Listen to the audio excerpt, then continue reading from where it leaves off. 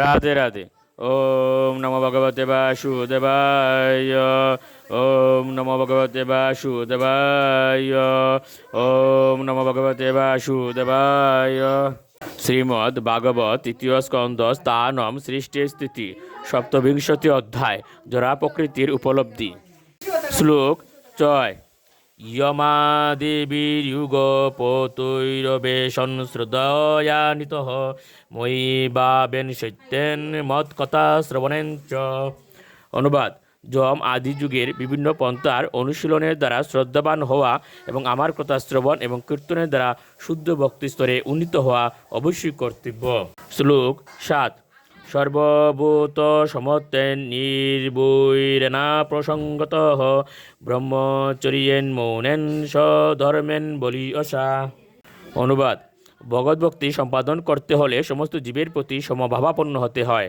কারো প্রতি বৈরী ভাব পোষণ করতে নেই, কারো সঙ্গে আবার ঘনিষ্ঠ সম্পর্ক রাখতে নেই। ব্রহ্মচর্য পালন করতে হয়, মৌনব্রত অবলম্বন করতে হয় এবং গণেশ্বর ভগবানকে সমস্ত কর্মের ফল নিবেদন করে স্বধর্ম অনুষ্ঠান করতে হয়।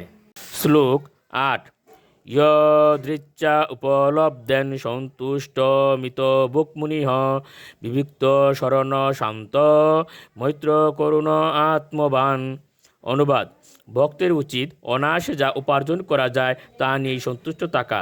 তার প্রয়োজনের অতিরিক্ত আহার করা উচিত নয়। তার নির্জন স্থানে বাস করা উচিত এবং সর্বদাই চিন্তাশীল, শান্ত, মৈত্রীপূর্ণ, দয়ালু এবং আত্মতত্ত্বজ্ঞ হওয়া উচিত।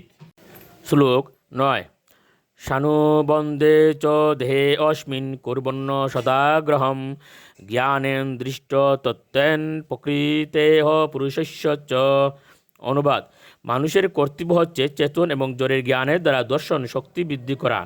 অনর্থক জড়দেহটিকে স্বরূপ বলে মনে করা উচিত নয় এবং তার ফলে দেহের সম্পর্কের প্রতি অনুরক্ত হওয়া উচিত নয়। শ্লোক 10।